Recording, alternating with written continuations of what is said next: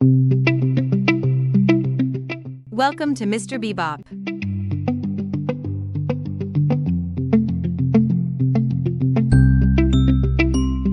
Lord Edgware Dies is a work of detective fiction by British writer Agatha Christie, published in the UK by the Collins Crime Club in September 1933, and in the US by Dodd, Mead and Company, later in the same year, under the title of 13 at Dinner. Before its book publication, the novel was serialized in 6 issues of the American magazine as 13 for Dinner. The novel features Hercule Poirot, Arthur Hastings, and Chief Inspector Japp. Here are some interesting facts and trivia about the novel. Book dedication. The dedication of the book reads, "To Dr. and Mrs. Campbell Thompson." Reginald Campbell Thompson, married to Barbara, was an eminent British archaeologist and the second expedition leader to employ Christie's husband Max Mallowan to work on one of his digs. Thompson's dig was at Nineveh, and Max joined the team there in September 1931, followed the next month by Agatha. The relationship between the Mallowans and the Thompsons was far more relaxed than it had been with Max Mallowan's other employer, Leonard Woolley, and his wife, Catherine. The only source of contention was that Thompson was notoriously frugal with money and questioned every expense. Horses were a vital part of the expedition, but Thompson only bought poor, badly trained animals. He nevertheless insisted that Max ride them with skill, as to fall off one would mean that not a single workman will have a scrap of respect for you. Christie's clash with Thompson regarding this facet of his character was over her insistence on purchasing a solid table to place her typewriter on, in order that she could complete her next book. Not seeing why she couldn't use orange boxes, Thompson was aghast at her personal expenditure of £10 on a table at a local bazaar, although Max's recollection in his own memoir was that £3 was the sum. Thompson took some 2 weeks to recover his temper over this extravagance. After this, though, he made frequent polite inquiries over the progress of the book Lord Edgware Dies, which was dedicated to him and his wife. A skeleton found on the dig was named Lord Edgware, after the book. A singular honor that Christie bestowed on the Thompsons was to read aloud the manuscript of the book to them, something that she normally only ever did to her family.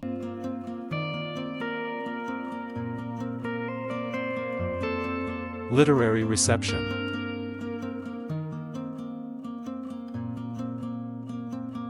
The Times Literary Supplement of September 21, 1933, reviewed the book positively, commenting on the fact that it was the chance remark of a stranger in the street that put him on the right track. 3 such murders, however, are enough to tax the powers of the most superhuman sleuth, and we do not grudge him one stroke of good fortune. Isaac Anderson concluded his review in the September 24, 1933 issue of the New York Times Book Review by saying, "This story presents a most ingenious crime puzzle, and a still more ingenious solution, all set forth with the consummate skill of which Agatha Christie is mistress."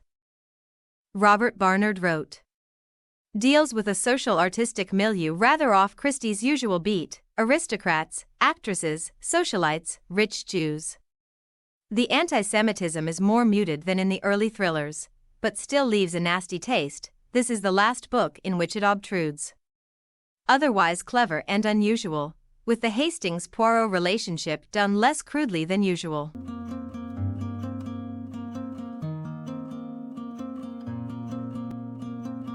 References to other Christie works.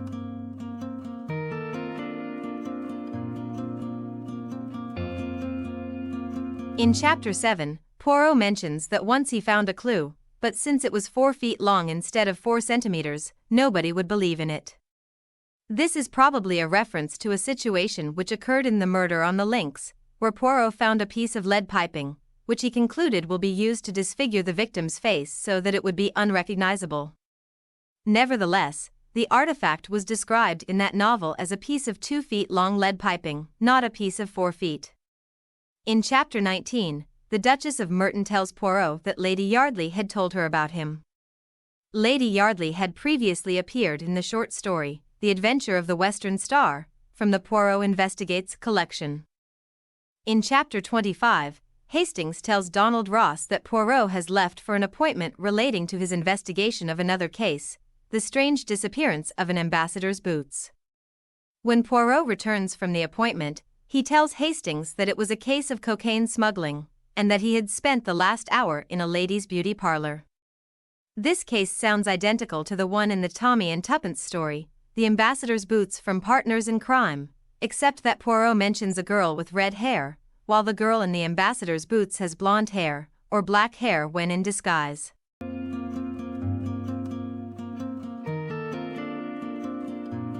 Synopsis.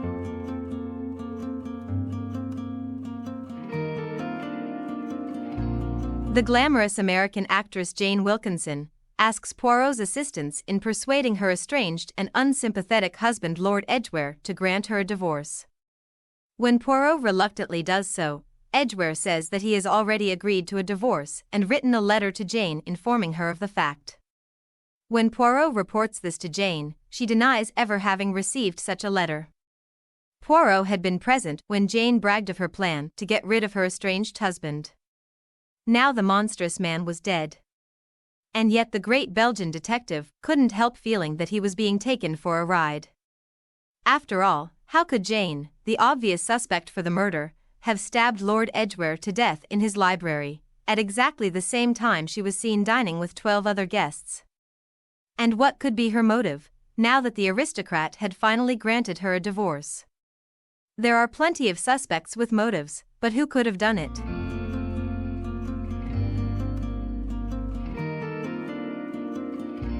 Characters.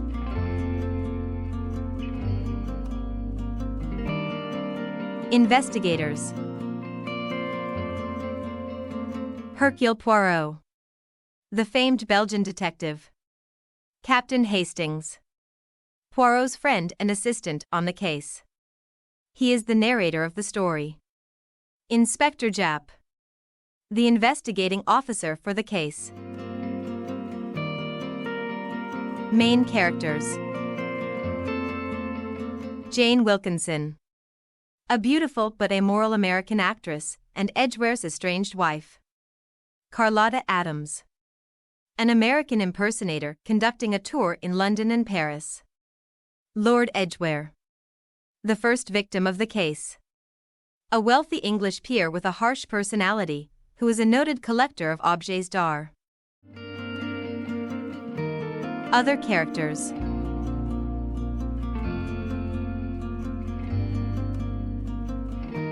Brian Martin, a successful actor who worked with Wilkinson and was recently in love with her. Ellis, Wilkinson's personal maid at her new accommodations. Duke of Merton, a devout Anglo-Catholic and the current love of Jane Wilkinson, whom he plans to marry. Genevieve Jenny Driver, Adam's friend in London. Lucy Adams, Carlotta's younger sister. Alice Bennett, the maid of Carlotta Adams. Geraldine Marsh, Edgware's daughter from his first marriage. Miss Carroll, Edgware's secretary.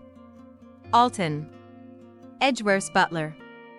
Captain Ronald Marsh, Edgware's nephew and heir to his title.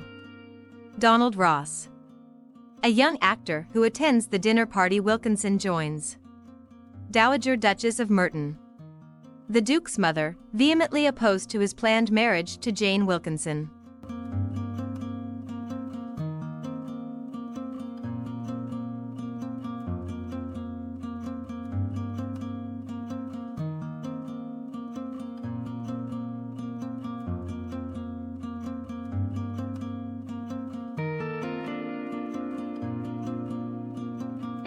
Adaptations. The novel was first adapted for television as an 87-minute film in 1985, under the American version's title, 13 at Dinner. It starred Peter Ustinov in one of his 6 appearances as Hercule Poirot, David Suchet as Chief Inspector Japp, and co-starred Faye Dunaway in the dual role of Jane Wilkinson and Carlotta Adams. The adaptation updated the setting of the story to contemporary times, rather than within the 1930s. A second television adaptation of Lord Edgware Dies was created in 2000 as an episode for the series Agatha Christie's Poirot on February 19, 2000. It starred David Suchet in the role of Hercule Poirot and was produced by Carnival Films. While remaining faithful to most of the plot of the novel, it featured a number of changes. A third television adaptation of the novel was made as an episode for the French series Les Petits Murders d'Agatha Christie on September 14, 2012, under the title Le Couteau sur la nuque, translated The Knife on the Neck. The adaptation changed the setting to a theater in the city of Amiens, France in the 1950s, featured an additional murder subplot involving the theater's concierge, and made changes in a number of characters. Christie's detectives were replaced by Commissaire Larosière and his clumsy assistant, Inspector Lampion, portrayed by Antoine Dullery and Marius Calusai respectively. John Moffat starred as Poirot in a 5-part adaptation by Michael Bakewell for BBC Radio 4. Directed by Enid Williams, it also starred Simon Williams as Captain Hastings and Nicola Paget as Jane Wilkinson. The novel was first adapted in 1934 as an 80-minute film directed by Henry Edwards for Real Art Productions. The film was the third to star Austin Trevor in the role of Poirot, after his appearances in Alibi and Black Coffee, both in 1931.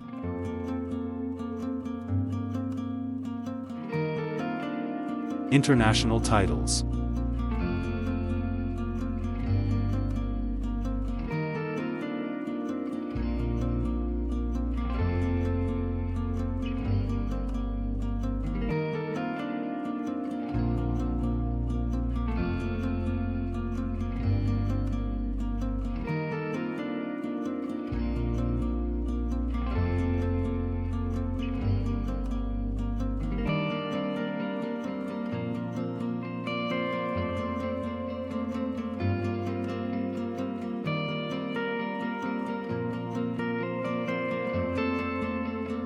Did you know? The novel featured allusions to actual people and events. The character of Carlotta Adams was based on the American dramatist Ruth Draper. In her autobiography, Christie says, "I thought how clever she was, and how good her impersonations were. The wonderful way she could transform herself from a nagging wife to a peasant girl kneeling in a cathedral. Thinking about her led me to the book Lord Edgware Dies." In Chapter 7, Chief Inspector Japp mentions the Elizabeth Canning case, which was a real kidnapping case that occurred in London in 1753. The case created a sensation at the time due to the inconsistencies in the victims' declarations and the alibis of the perpetrators. Japp mentions this case due to the peculiar fact that the suspect was seen at 2 places at the same time. In the Canning case, the suspect, Mary Squires, was seen traveling at the time that Elizabeth Canning said that she had been imprisoned by her. Lord Edgware Dies is alternatively titled 13 at Dinner. This second title, used on American editions, arises from a superstition that sitting down 13 to dinner means bad luck to the person who first leaves the table.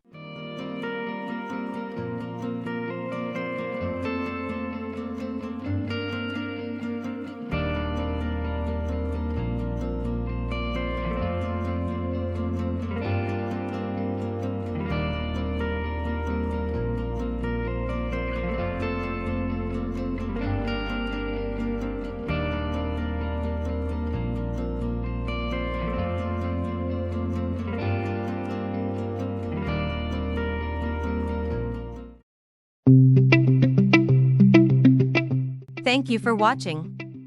See you again next time.